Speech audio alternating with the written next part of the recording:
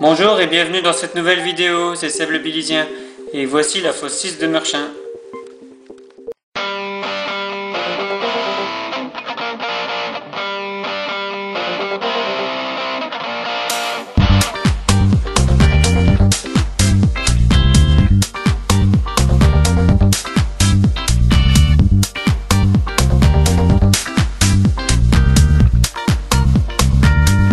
Il n'y a pas grand chose sur l'histoire de cette fosse car elle a fermé il y a bien longtemps, au début des années 1930. Cependant, ces bâtiments lui ont survécu très longtemps. À un moment, on pouvait même trouver plus de bâtiments sur le carreau de la fosse 6 que sur le carreau du dernier puits du bassin, le 10 douanier. Mais ces bâtiments sont restés abandonnés très longtemps avant d'être finalement démolis. Lorsque j'étais adolescent, je faisais souvent le pèlerinage en vélo à la fosse 24 qui est voisine, puis à la fosse 6. L'histoire de la fosse 6 est assez aléatoire.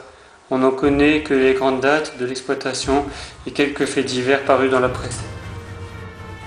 Le puits est foncé en 1904 par la compagnie des mines de Meurchin, à proximité de la limite sud de la compagnie avec celle de Courrières et de Carvin.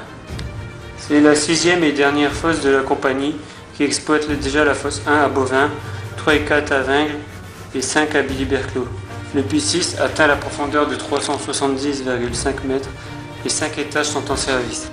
Le 25 août 1910, 60 mineurs d'Annelin prennent le train pour se rendre à la fosse 6 sur la ligne de Donsinguin. Mais arrivé à la fosse 1, le train dérailla dans le carreau. 4 mineurs de la fosse 6 seront assez sérieusement blessés. Le 13 décembre 1911, 2 mineurs de 35 et 31 ans meurent sous un éboulement. La fosse est détruite lors de la Première Guerre mondiale. En 1920, la compagnie de Meurchin cesse d'exister car elle est rachetée par les mines de Lens. Mais les fosses conservent leur numéro avec le nom d'origine de la compagnie. C'est donc la compagnie des mines de Lens qui se chargera de la reconstruction de la fosse 6. Au début de l'année 1921, les installations d'extraction provisoire sont construites et le puits est dénoyé. Certains bâtiments d'origine peuvent être restaurés comme les bains-douches. Les installations définitives sont reconstruites en 1926. Mais en 1929, c'est la crise. Elle durera plusieurs années et aura des répercussions sur la production de charbon dans le bassin. À la fosse 6, on impose de plus en plus de jours de chômage aux mineurs. Finalement, la fermeture est décidée dès 1932. Les mineurs sont mutés dans les autres fosses de la compagnie. 2 ans après la fermeture de la fosse 6, la compagnie des mines de Courrières met en service sa nouvelle et dernière fosse, la fosse 24 d'Estevel. Elle se trouve très proche de la fosse 6. La fosse 6 est une des rares fosses où il y a plus de choses à dire sur l'après-mine que sur la période d'exploitation. Le puits est remblayé en 1933. À partir de là commence une nouvelle vie pour les bâtiments. Ils sont transformés en fermes par les mines de Lens. Et oui, les mines avaient aussi des fermes. Les mines de Lens en avaient même 2. Celle-ci et une autre à Vendin-le-Vieil. Et à l'exception du chevalement, de son bâtiment d'extraction et du triage, tout reste en place. Les bâtiments sont en bon état et peuvent être facilement convertis. Ainsi, on voit la salle des générateurs se transformer en porcherie. Seules les machines sont retirées et des cloisons construites pour recevoir les animaux. Pour la salle de la machine d'extraction, elle devient un hangar agricole. De même pour les autres bâtiments, comme les lavabos. Le carreau reste desservi par le réseau ferré des mines de Lens. Entre les années 30 et 50, une briqueterie est exploitée au sud de la fosse 6. Elle est par la suite démolie et son emplacement redevient en grande partie des champs, sauf la partie avec les fours. Il en reste un logement au bord du chemin des postes à Estevel. Tous les bâtiments sont abandonnés au début des années 1960. Peu à peu, c'est la ruine. Les toitures s'effondrent. Seul le bâtiment des machines tient encore bon en 2000, et c'est parce que les murs étaient beaucoup plus épais et avec une ossature en béton. Les autres bâtiments ne sont plus que des tas informes de gravats. On accédait à la fosse en remontant un long chemin, autrefois pavé, qui était bordé par la voie ferrée des mines de Meurchin.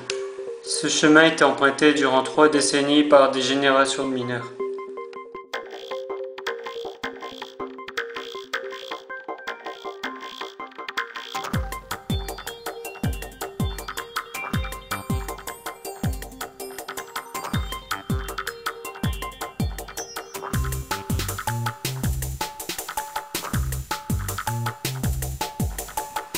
Je n'étais pas revenu à la fosse 6 depuis la démolition des derniers bâtiments.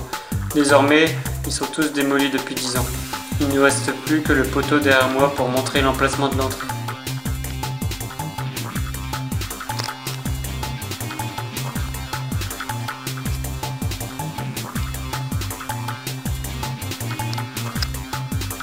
Nous allons faire une petite visite de la fosse 10 et de ce qu'il en reste. À mon avis, ça va être assez rapide, suivez-moi. Le bâtiment des machines était un bâtiment en forme de T qui abritait d'un côté la machine d'extraction et dans l'autre bâtiment les générateurs. Il avait une architecture caractéristique des mines de Lens. Ce type de bâtiment existe encore à la fosse 11 de Lens. Sur cette photo, au premier plan, se trouvent les ruines des bains-douches. Cette photo est prise sur la face entre le puits et la machine d'extraction.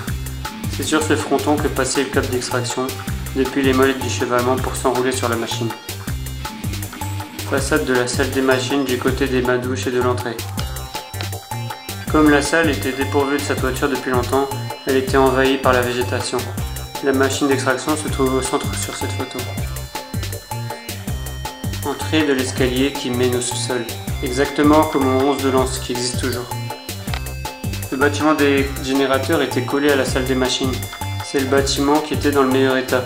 À l'intérieur se trouvaient encore des cellules qui accueillaient autrefois les animaux de la ferme, accompagnés de vestiges électriques datant de l'exploitation de la fosse. Les gravats sont concassés et laissés sur place, désormais recouverts par la végétation.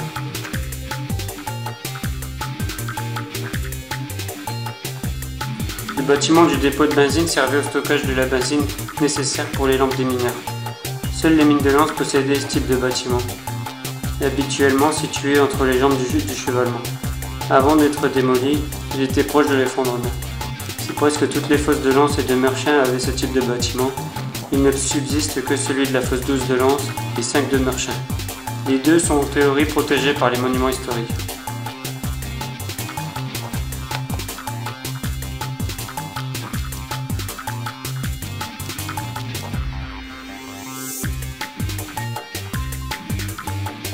Voici l'emplacement du puits qui est matérialisé par une dalle en béton. Nous sommes au-dessus d'un puits de 370 mètres de profondeur, mais qui a été remblayé depuis très longtemps.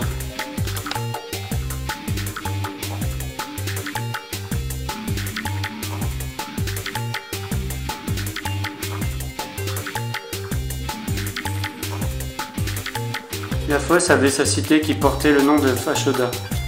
Tous les logements ouvriers ont été démolis entre 2008 et 2010 et elle est maintenant remplacée par des logements neufs. Il subsiste encore les logements proches de la fosse qui servaient de café pour les mineurs et de logement pour les porions.